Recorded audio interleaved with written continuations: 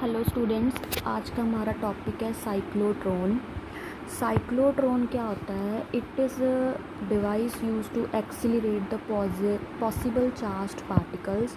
Particles कैसे हो सकते हैं? Proton, alpha particles, deuterons, ions etcetera, so that they can carry out the nuclear डिसइंटीग्रेशंस।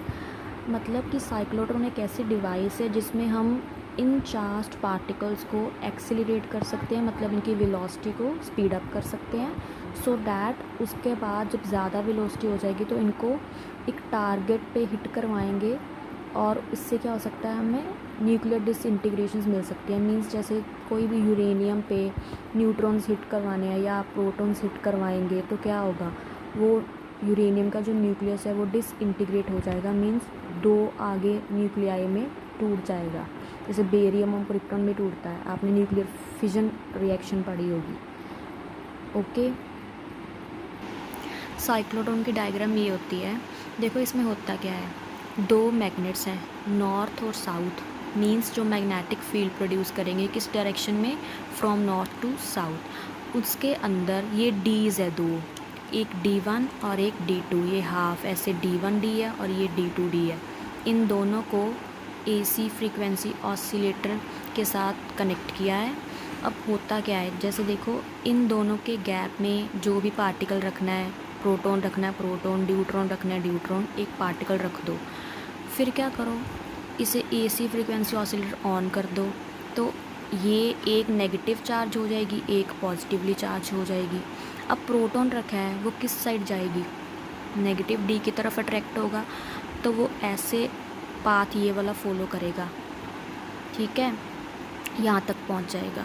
यहाँ पर पहुँचने के बाद जब उसने हाफ ये वाला सर्कल कंप्लीट कर लिया तो ये AC फ्रीक्वेंसी ऑसिलेटर की फ्रीक्वेंसी रिवर्स हो जाएगी। मींस अब ये वाला नेगेटिव हो जाएगा, ये वाला पॉजिटिव। तो फिर जब प्रोटॉन यहाँ पे पहुँच जाएगा तो क्या होगा, ये वाली अब D नेगेटिव होगी तो वो इस D की तरफ अट्रैक्ट हो जाएगा।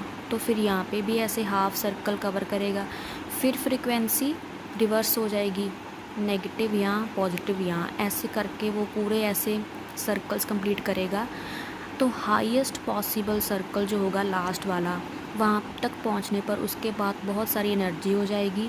तो लास्ट सर्कल जब कवर करेगा तो यहाँ पे एक विंडो होती है, उसमें से वो बाहर निकल आता है बहुत ज़्यादा वेलोसिटी के साथ और इस टारगेट पे हिट कर जाता है।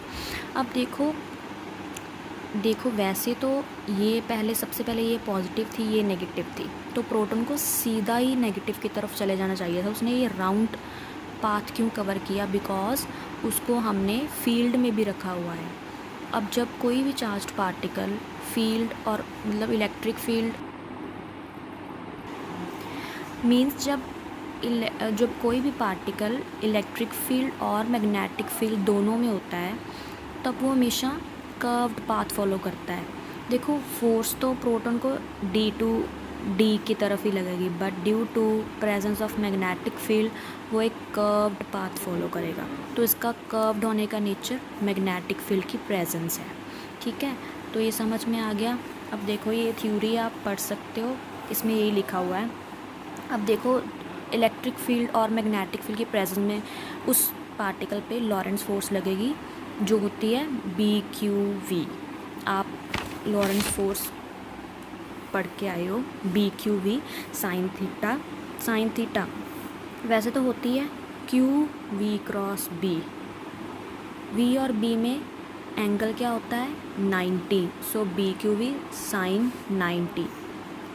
देखो वेलोसिटी और मैग्नेटिक फील्ड में एंगल कैसे 90 है, वेलोसिटी सर्कल की हमेशा जब कोई चीज़ सर्कल में घूमती है तो उसकी वेलोसिटी उसके टेंजेंट के अकॉर्डिंग होती है, टेंजेंट के अलॉन्ग, और मैग्नेटिक फील्ड डाउनवर्ड है तो दोनों के बीच एंगल क्या होगा, 90 डिग्री। सो लॉरेंस फोर्स हमारे पास BQV आ जाएगी। अब हमें पता है यही लॉरेंस फोर्स उस पार्टिकल को एक रिक्वायर्ड सेंट्रीपिटल फोर्स देगी जिसकी वजह से वो घूमेगा, मतलब सर्कल में घूमेगा। तो वो सेंट्रीपिटल फोर्स क्या होगी, F = mv²/r। दोनों को इक्वेट करो, आपके पास R का एक्सप्रेशन आ जाएगा। अब हम इससे आगे निकाल सकते हैं time taken by proton to complete one semi circle. मतलब अगर यहाँ से स्टार्ट हुआ है एक इतना सेमी सर्कल कंप्लीट करने पर उसे कितना टाइम लगा, तो वो होगा स्मॉल टी। वो कितना होगा, डिस्टेंस बाय वेलोसिटी, डिस्टेंस कितना कवर किया, हाफ ऑफ द सर्कल, तो half of the circumference pi r by velocity v. Okay, तो आर की वैल्यू ऊपर निकाली है, वो सब्स्टिट्यूट की, टी का ये एक्सप्रेशन आ गया। अगर हमने फाइंड करना है कि टोटल सर्कल, फुल सर्कल कितने में कंप्लीट होगा, तो वो टोटल करने के लिए टी को क्या कर देंगे, डबल कर देंगे, तो वो टोटल टाइम पीरियड आ जाएगा।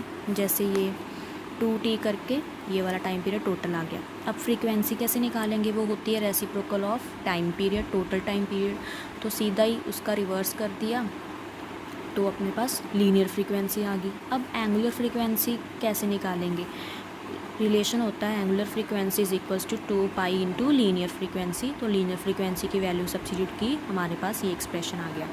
अब है energy gain by the proton, कितनी एनर्जी गेन होगी उसे मूव करने के लिए, कैनेटिक एनर्जी का फॉर्मूला मींस कैनेटिक एनर्जी होती है हाफ mv²। वी हमने पहले निकाला हुआ है आर के एक्सप्रेशन में से, यहाँ से वी की वैल्यू निकाल लो, उसमें सब्स्टिट्यूट करो, आपके पास एनर्जी का फॉर्मूला आ जाएगा। अब मैक्सिमम एनर्जी निकालने के लिए हमें पता है, जब भी प्रोटॉन है, कोई भी पार्टिकल ऐसे घूमेगा, जब स्टार्ट होगा तब उसके पास ज़्यादा एनर्जी नहीं होगी, बट जब लास्ट पेरीफेरी पे होगा, लास्ट सर्कल में होगा, तब उसके पास सबसे ज़्यादा काइनेटिक एनर्जी होगी, तब उसका आर क्या होगा, मतलब मैक्सिमम होगा रेडियस। तो इसीलिए इस इक्वेशन में आर को मैक्सिमम पुट कर दो, तो हमारे पास maximum energy gained by the particle, that charged particle आ जाएगा। ओके, सो यहाँ पे यूजेस है साइक्लोट्रॉन की कि it is used in nuclear disintegration, it is used to improve the quality of solids by adding ions. जैसे आयंस ऐड करने हैं तो आयंस को बहुत ज़्यादा वेलोसिटी से टारगेट पे हिट करवाना पड़ेगा, तभी वो अंदर इंसर्ट होंगे। तो it is used to produce radioactive material by for medical purposes. Radioactive material वही जो रेडियो एक्टिव शो करते हैं, उनके लिए भी साइक्लोट्रॉन ज़रूरी है, मतलब ये कर सकता है। सो लिमिटेशंस क्या है कि it is not use to accelerate neutrons, main है जो इसकी लिमिटेशन है। क्यों, because neutrons are uncharged particles and you know कि हमने चार्ज्ड पार्टिकल ही रख सकते हैं, तभी वो ऐसे सर्कल्स में कंप्लीट करेगा। न्यूट्रॉन को कोई फ़र्क नहीं पड़ेगा, क्यों, क्योंकि न्यूट्रॉन अनचार्ज्ड है, अगर उसे सेंटर में रख देंगे, चाहे D2 को पॉजिटिव कर दो चाहे नेगेटिव कर दो, वो उसकी तरफ अट्रैक्ट नहीं होगा। इसलिए तो मेन लिमिटेशन ये है कि वो एक साइक्लोट्रॉन जो है न्यूट्रॉन्स को एक्सीलरेट करने में नहीं यूज़ हो सकता। सेकेंड लिमिटेशन क्या है, it is also not use to accelerate electrons because उनका मास बहुत कम होता है, तो it fast moves and cannot be accelerate. वो हम उसके मतलब रेवोल्यूशंस को कंट्रोल नहीं कर पाएंगे, उसका मास बहुत कम होता है। It is also not use to accelerate the charge particles to limitless speeds. तो ये आप कुछ लिमिटेशन से कर सकते हो, सबसे मेन पहले वाली है। ओके।